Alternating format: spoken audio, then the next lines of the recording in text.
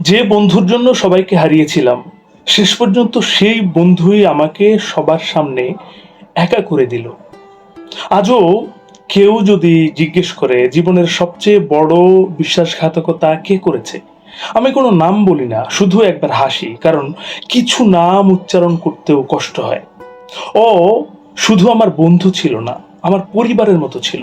আমার বাড়ির মানুষ ওকে চিনত, আর ওর বাড়িতে আমি ওদের বাড়ির ছেলের মতোই যেতাম। আমার ছোট বড় সব পরিকল্পনা, স্বপ্ন, দুর্বলতা সবই ও জানতো। একদিন একটা নতুন কাজ শুরু করার সুযোগ এলো। আমি উত্তেজিত হয়ে সবার আগে ওকে বলেছিলাম, এখন কাউকে বলিস না, সব ঠিক হলে একসঙ্গে সবাইকে জানাবো। ও মাথা নেড়ে বলেছিল, চিন্তা করিস না। কিন্তু দুদিন পর অফিসে গিয়ে দেখি সবাই বিষয়টা জানে। শুধু জানেই না, আমার পরিকল্পনাটা নিয়ে হাসাহাসিও করছে। কে কিভাবে জানলো সেটা বুঝতে খুব বেশি সময় কিন্তু আমার লাগেনি। সেদিন ওর সঙ্গে দেখা হলে ও হেসেই বলল, আরে এত সিরিয়াস হওয়ার কি আছে, বন্ধুদের মধ্যেই তো বলেছি। আমি কিছু বলিনি, কিছুই না। শুধু মনে পড়ছিল এই মানুষটার কাছেই তো আমি সবচেয়ে বেশি নিরাপদ বোধ করতাম।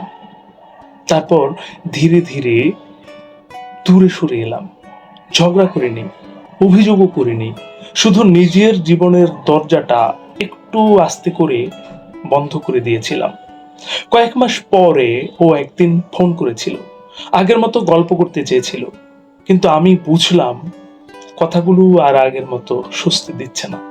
বিশ্বাস একবার ভেঙে গেলে সম্পর্কটা থেকে যায়, কিন্তু সেই নির্ভরতার জায়গাটা আর ফিরে আসে না। আজ নতুন করে কারো সঙ্গে বন্ধুত্ব হলে আমি আগের মতোই আন্তরিক হই, কিন্তু নিজের সব কথা একদিনে খুলে বলি না, কারণ বুঝেছি বন্ধুত্ব সময়ে তৈরি হয়, আর বিশ্বাস পরীক্ষা পেরিয়ে। কষ্টটা আমাকে কঠিন মানুষ বানায়নি, শুধু শিখিয়েছে হৃদয়ের দরজা খোলা রাখা ভালো, কিন্তু চাবিটা সবার হাতে তুলে দেয়া বুদ্ধিমানের কাজ নয়।